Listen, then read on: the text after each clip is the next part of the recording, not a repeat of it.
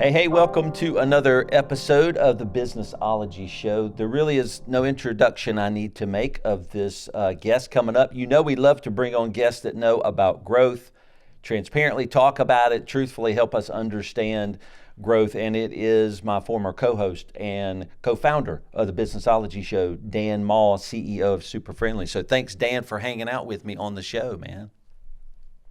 My pleasure, Jason. I love the Businessology Show. You know that, so always happy to be on. Well, cool. Well, you always give us a lot of information and helping us, run businesses and things like that. So, we've had you on the show. Of course, you were the co-host, and you and I co-founded this thing many years ago, and you've been on it a number of times. Just kind of remind us real quick the super friendly model, and then we kind of want to talk about a little bit of the journey through that.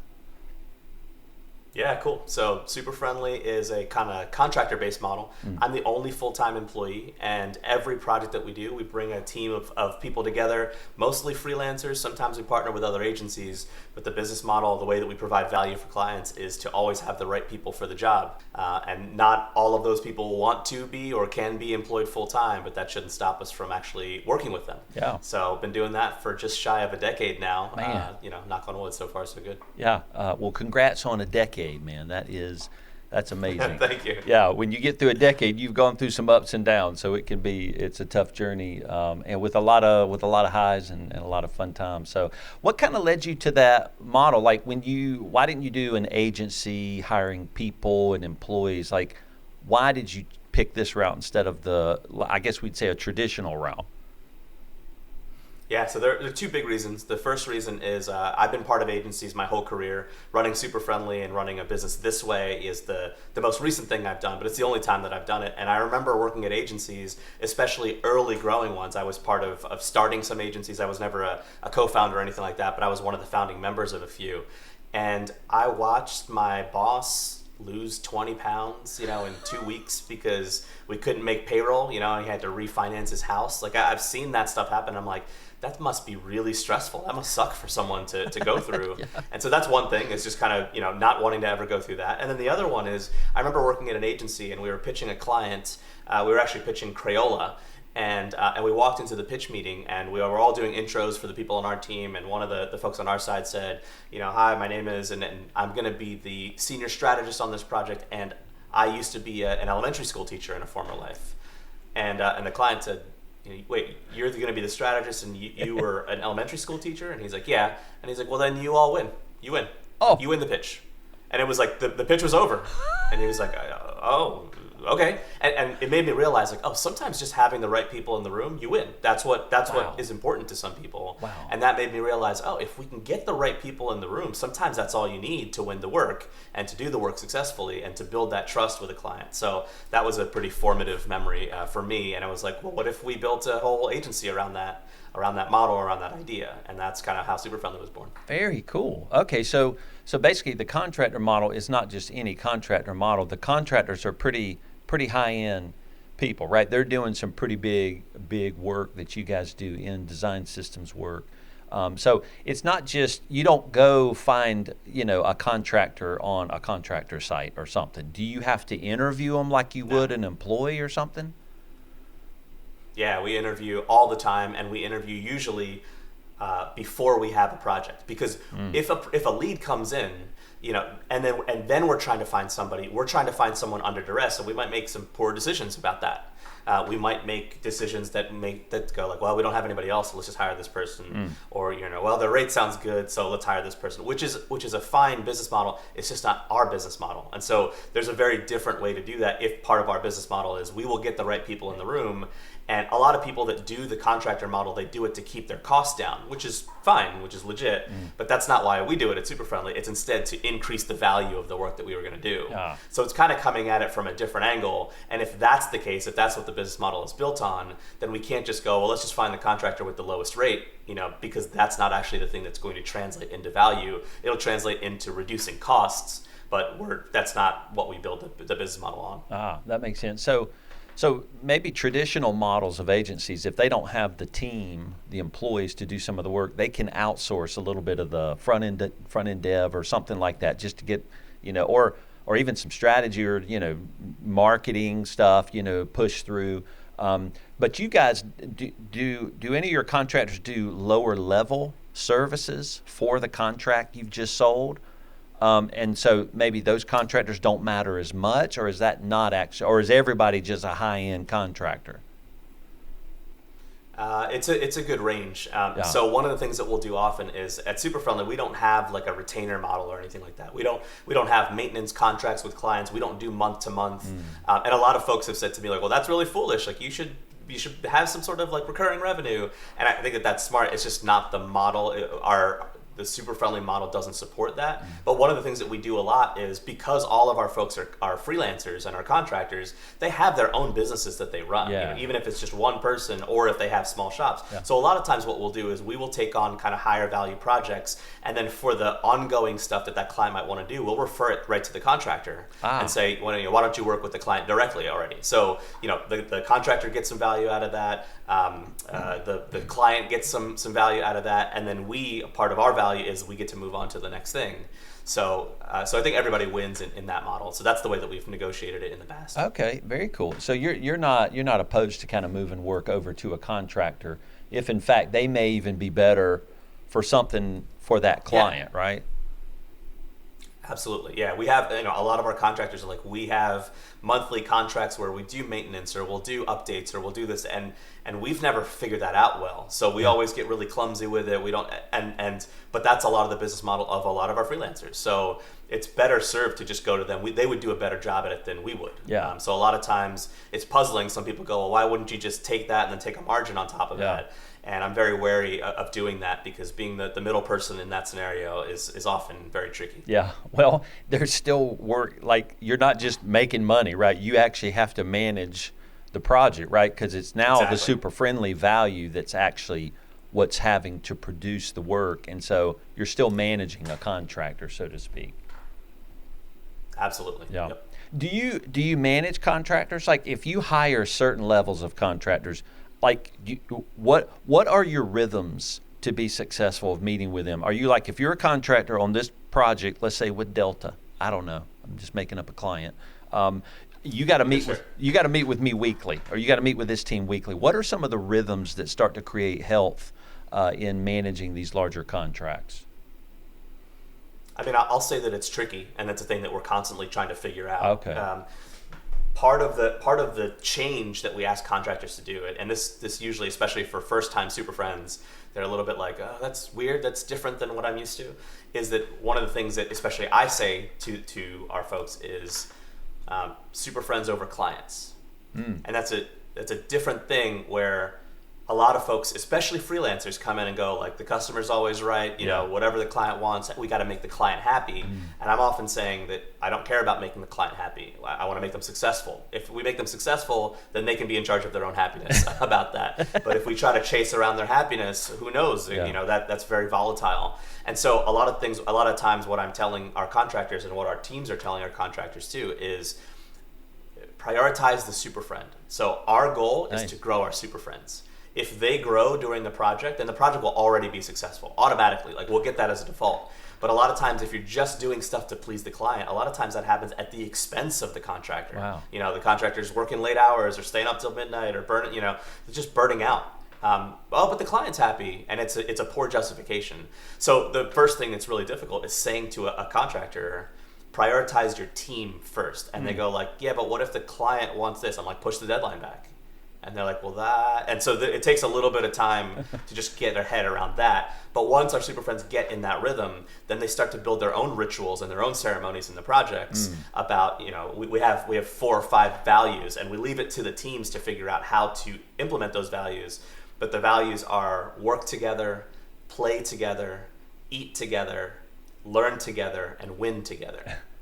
And so once the team kind of adopts those values and figures out like, oh, eat together for this team because of our time zones or because of whatever, doesn't mean eating lunch together, but it does mean having a coffee together once a week. So, they're free to kind of implement those things in their own ways. Yeah. And once they catch that, then they build their own rhythms and their own rituals and their own ceremonies. I see. So I'm trying to place how a high-end contractor model like SuperFriendly is different than a team.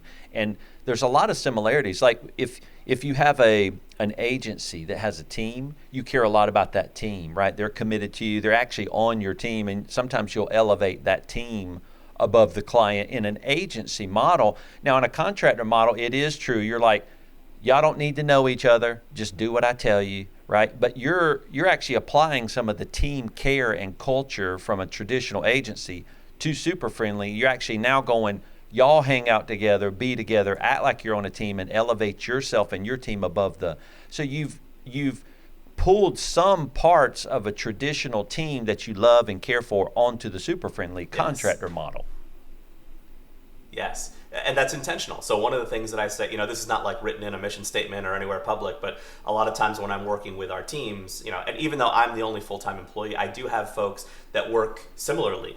They are independent contractors, they are freelancers, but I have a freelancer COO, I have a freelancer head of business development, I have a freelancer community builder.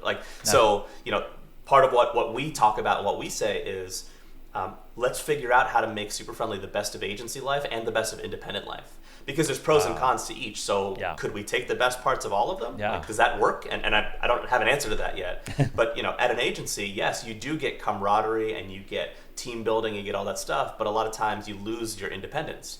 You can't go to the doctor at 2 p.m. You got to take PTO. Right. And I'm like, well, that doesn't make sense. We work with a lot of folks who are, new mothers or fathers. We work with a lot of folks who do value, I only want to work 10 hours a week. Right? Yeah. Great. That shouldn't preclude somebody from working on a great project. Can we work with that capacity? Can we use that capacity? If so, great. Let's figure out how to work around that. So we do try to say and for freelancers, the downside is you're just a lone ranger now, right? You don't get to work with teams. You don't get team building. You don't get growth paths or career paths. So we do all of those things, even though we have contractors. We do one-on-ones. We do quarterly reviews. We do all of that stuff that you would find at a full-time job. Nice. To try and mix the best of all those things together. Yeah. So I guess you want to build something where the contractors are like, I want to be a contractor of the SuperFriendly company, right? It's like, because other companies, I'll make money, but I'm alone, right? I get to be a contractor with the flexibility that I want, but I'm going to get the camaraderie, the culture, the value commitment that I want to be part of a team with SuperFriendly. So do you find some contractors want to be part, and so they try to get in, or they're interviewing, saying, in an interview, it almost sounds like an employee interview. It's like, you won't let them be a contractor unless you're interviewing contractors, I guess. That's right. Yep. And like I said earlier, we interview long in advance of a project, and we do ask questions that we would ask in an employee interview versus a contractor interview. But I don't really think about it in those terms. I think about it as I try to incentivize a person, because that's the thing that's common between an employee and a contractor. Yeah. So we ask questions like, what do you need in this season of life? And some folks will say, I need cash. Some folks will say, I need mentorship, or I need to be a mentor to someone. And then we try to match them up to projects that suit that. Which is not unlike at an agency, the way that some agencies will do it is they'll find, this person's really good at PHP. Let's put them on a PHP project. Right. So, there's a lot of matchmaking going on. But for us, we basically have lots of folks in the network, and then we try to match them to projects as projects come about. And we generally run around 10% capacity. So we've got about 600 or 700 folks in the network of SuperFriends. Oh my goodness. And at any given time, we're anywhere in the 60 to 70 people, kind of range on projects. So we usually operate at about kind of 10% capacity, which is ludicrous for an agency. Yeah. But it works really well in a network model. Oh yeah, no, that agencies can't achieve that. So basically, it's you go out of business very quickly. Yeah, yeah, that's right. No, that's wild. So that sounds pretty complex. Well, an agency, when it gets to 60 or 70 people, is complex. I mean, these service-based companies are just complex because they're based on relationships and the movements of value, which is kind of an undocumentable thing, So do you have a project manager who's leading the complexity of 60 or 70 contractors on projects at any one time? Who manages that internal complexity? Yes. A little bit of everyone, which is part of the problem, right? So we're still trying to figure out all of that stuff. But there are models that we can draw from. They're just not in the agency world, right? So, for example, megachurches, are a good example of the model. Now, are megachurches perfect? No, there are a lot that are toxic, right? There are a lot that fail, and there are a lot that. But the ones that are successful, what do? They don't try to manage 10,000 members all at once. They break it down into small groups. That's where the work happens, is in the small group. So, certainly there's got to be oversight and management over the whole group and the whole network, which is tough to do with a lot of folks. But what we try to do is manage at the 6 or 7 team member range. Okay. So each team has their own producer, each team has their own director. Yeah. And so we try to manage at the local level, because if you can manage it at the local level, then there's less you have to manage at the global level. There's still things that you have to do there, but if you have to manage everything at that level, it just gets way too complicated. It's just hard to keep up with. Okay, that makes sense. Okay, so where an agency may have, a head of account management and a project manager, they're managing the flow of information through the company. You're not trying to look for a project manager for SuperFriendly. You push that local to a team. So that means each team's got to be big enough to be able to afford a producer, right? There's got to be enough revenue and complexity come in. Their job is just to run point on all the movement, I guess. Is that, or are there jobs where there's no producer? We do have a head of operations too. Oh, okay. Now, we've done that before. It just goes really poorly because people want to do their own work and are good at their own work. And a producer, I think a producer is the hardest job, because it's sort of the one that doesn't have a job description, and it's very thankless. Yeah. But you could tell when it's missing. Yeah. Right. So it's a hard job to do, and I think that. I think it's the most important one. Yeah. Is we will not do any projects without a producer. Oh, wow. So do you have a handful of producer contractors you pull onto teams? Okay. Absolutely. As many as designers, as many as developers, because and this is the thing about a freelancer model, is a lot of folks think well, as long as we can just source a designer, a developer, and a writer, we just throw them in a project and then they can do the work, right? That goes really poorly. Yeah. So, one of the things that we say to clients, when clients see SuperFriendly as a staff augmentation company, you have a network, give us a designer, give us a project manager, give us a writer, we say no. Because part of the value of SuperFriendly is that we can direct and produce a team. Not that we can compile a bunch of individuals together. For that, we'll just refer them to the client, ask for a referral fee, and you manage them all. Right. So that's really the value, is how do we take people who are prone to work individually, how do we make them share a goal and work toward that goal and contribute toward that one goal, not the writer doing their writer thing, the designer doing their designer thing, the developer doing the developer thing. Yeah. That part is hard, and I think a lot of people don't think that is hard. Yeah. And that's where a lot of projects go south. Yeah. Is that when you just go we have the right people, right? We'll just throw them in a room and they'll be able to do it. That's where a lot of projects fail. Yeah. Well, and why? And that is true. Is that creative people? It's just in a contractor model, I guess these people are so they want to do their work, right? They want to do it their way. A producer's got to navigate the emotional desires of how everybody wants to work. They just won't mesh and work together unless somebody's bringing them and leading them through a project. Is that why? Yeah, totally. So all the projects that I've ever been part of where people work independently, they're not bad because people do bad jobs. Right. They're bad because people do good jobs, but there's no connection between all of them. Yeah. Right. So that's partly why we have producers, is to fill in the gaps between people's job descriptions. Yeah. If the designer's I did the designs, and the developer's I built the designs, and then both of them are looking at it it's still not good though. It's because the handoff process was broken, right? It wasn't because the design was bad or the development was bad. It's because the handoff process is broken.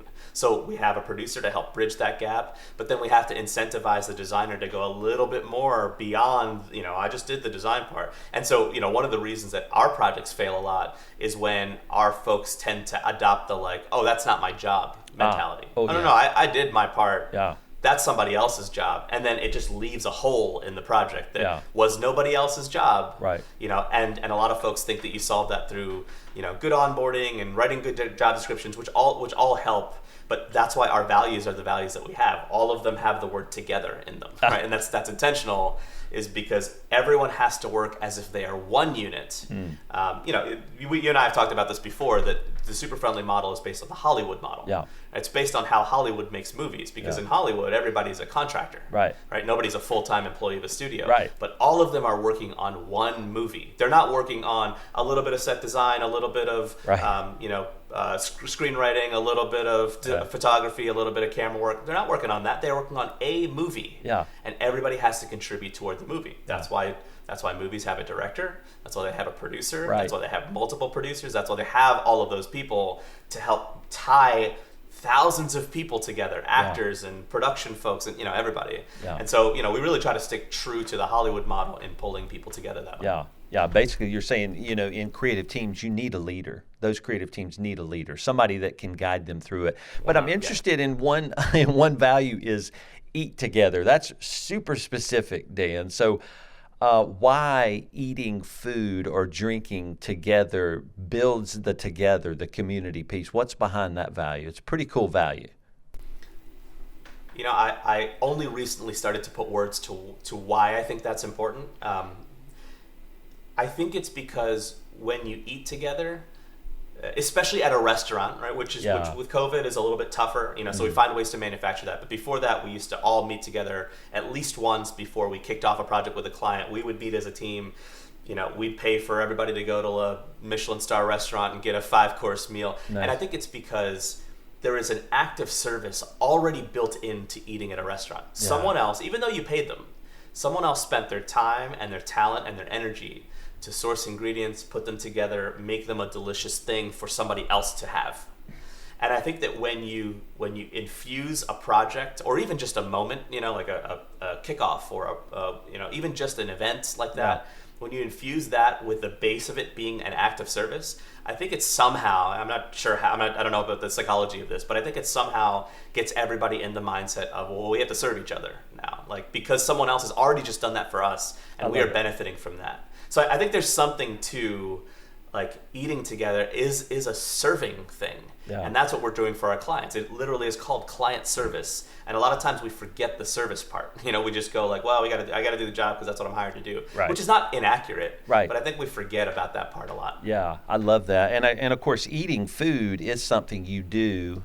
That's an intimate thing, right? So you're not going. Yes. You don't often go to a stranger and say, "Hey, you want to do dinner tonight?" And you go to a nice place with a stranger, right?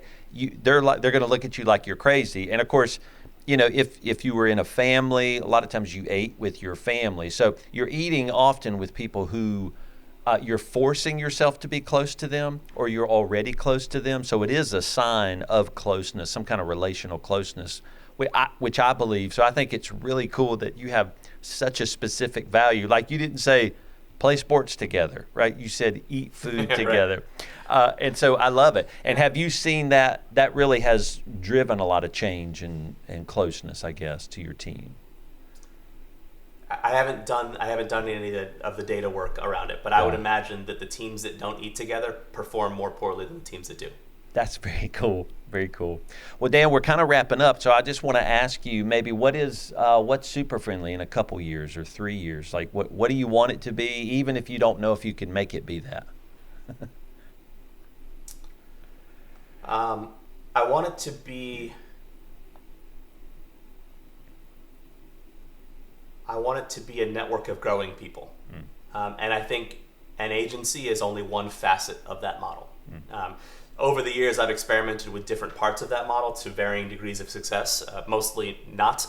And so in the future, though, what I want to do and what I'm doing right now is setting up for some of those things. We've had apprenticeship models before as part of it, and it's tricky in the model that we have. Whereas lots of agencies can take on apprentices or interns, and then with the hope of we'll turn them into a full-time employee because we've grown them. Well, SuperFriendly doesn't have that capacity. Yeah. So what do we do with that? So and in the past, it's been helping to grow folks for a limited amount of time and then helping them get placed elsewhere. So I think that's going to come back at some point.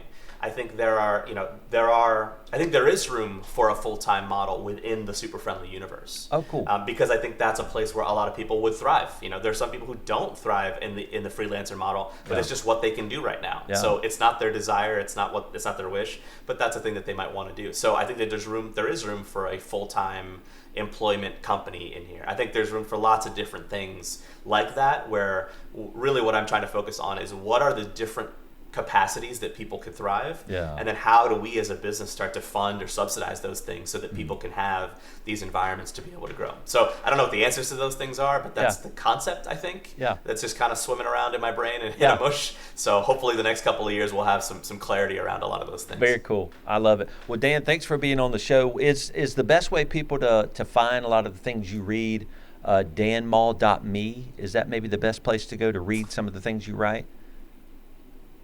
It is. A lot of my old writing has been on there. I'm stopping that a lot for whatever reason. I think just time. And Twitter seems to be the better place that I'm writing now. Yeah. So follow me on Twitter at Dan Mall. I generally will post threads there that should be blog posts but aren't anymore. Okay. And also random stuff like photos that I take and things like that. Yeah, very cool. Okay, so thank you everybody for joining us and Dan on the show. I always love it when Dan comes back and rehashes some of the past with us and teaches us things. So if you want to check us out, you can follow us at blummercpas.com. Of course, Blummer CPAs, our firm who serves creative digital agencies, is a sponsor of the Businessology Show. So thanks for joining us, and we'll check you next time. Take care. Bye-bye.